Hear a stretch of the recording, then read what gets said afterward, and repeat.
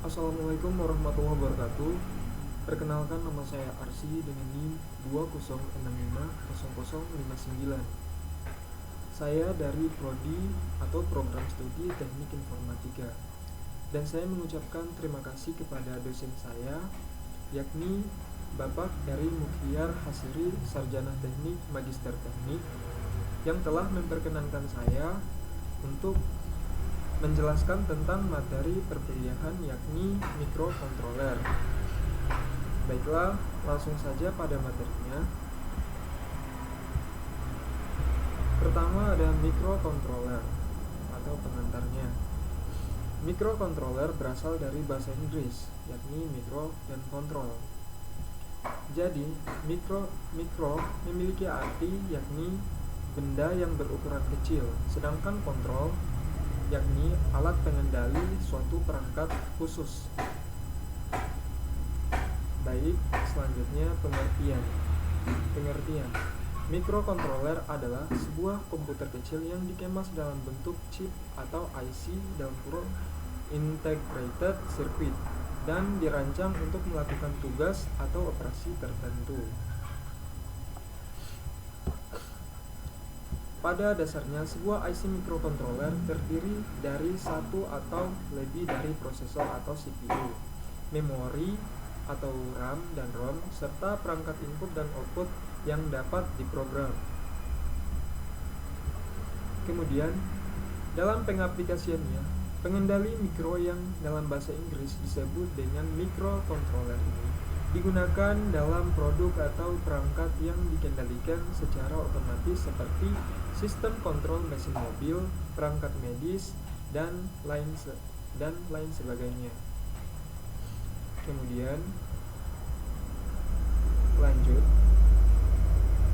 penggunaan mikrokontroler ini semakin populer karena kemampuannya yang dapat mengurangi ukuran dan biaya pada suatu produk atau desain apabila dibandingkan dengan desain yang dibangun dengan menggunakan mikroprosesor dengan memori dan perangkat input dan output secara terpisah.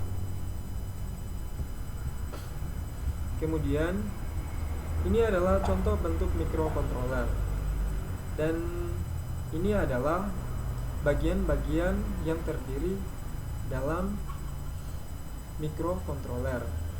Berikut ini adalah diagram blok dan struktur mikrokontroler beserta penjelasan singkat tentang bagian-bagian utamanya. Kemudian, ini CPU. CPU adalah otak mikrokontroler.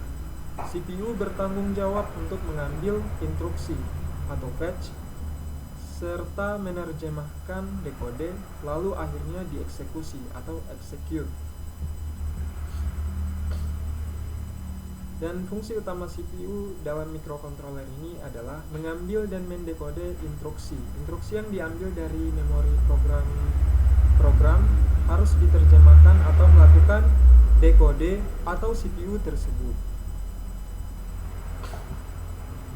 Lalu yang berikutnya memori. Fungsi memori dalam mikrokontroler sama dengan mikroprosesor. Memori ini digunakan untuk menyimpan data dan program. Kemudian ada point input output paralel. Port input atau output paralel ini digunakan untuk mendorong atau menghubungkan berbagai perangkat seperti LCD, LED, printer, memori, dan perangkat input output lainnya ke mikrokontroler. Kemudian yang keempat ada port serial atau serial port. Port serial menyediakan berbagai antarmuka serial antara mikrokontroler dan periferal lain seperti port paralel. Kemudian ada yang namanya pengatur waktu dan penghitung atau yang biasa disebut dengan timer dan counter. Timer dan counter adalah salah satu fungsi yang sangat berguna dari mikrokontroler. Mikrokontroler mungkin memiliki lebih dari satu timer dan counter. Pengatur timer dan penghitung counter menyediakan semua fungsi pengaturan waktu dan penghitungan di dalam mikrokontroler. Operasi utama yang dilakukan di bagian ini adalah fungsi jam, modulasi, pembangkitan pulsa, pengukuran frekuensi, osilasi, dan lain sebagainya.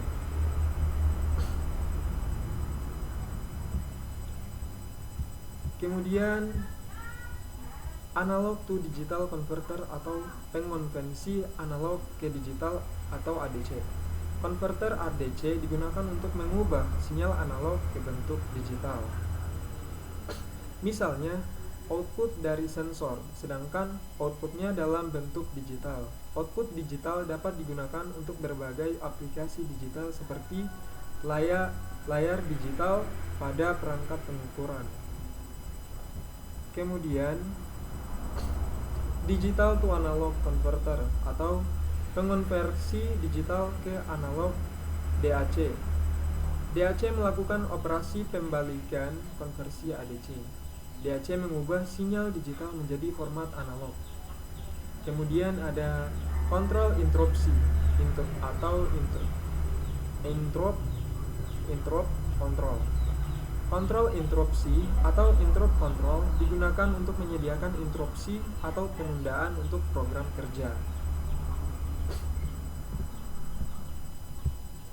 Kemudian ada yang namanya blok fungsi khusus atau special functioning block.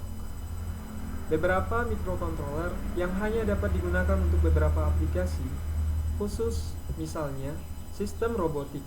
Pengontrol ini memiliki beberapa port tambahan untuk melakukan operasi khusus tersebut yang umumnya dinamakan dengan blok fungsi atau blok fungsi khusus maksud saya. Kemudian kita masuk pada keunggulan dan kelemahan mikrokontroler. Keunggulan atau kelebihan utama dari mikrokontroler yakni bertindak sebagai mikrokomputer tanpa harus ada komponen digital tambahan lainnya.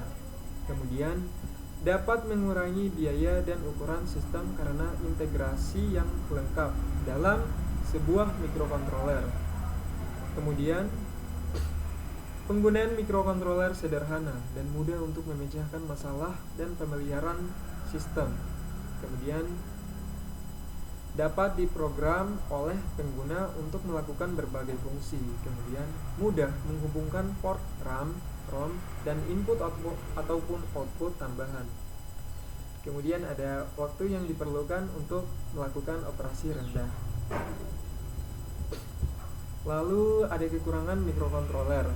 Mikrokontroler memiliki kelemahan yakni memiliki arsitektur yang lebih kompleks daripada mikroprosesor.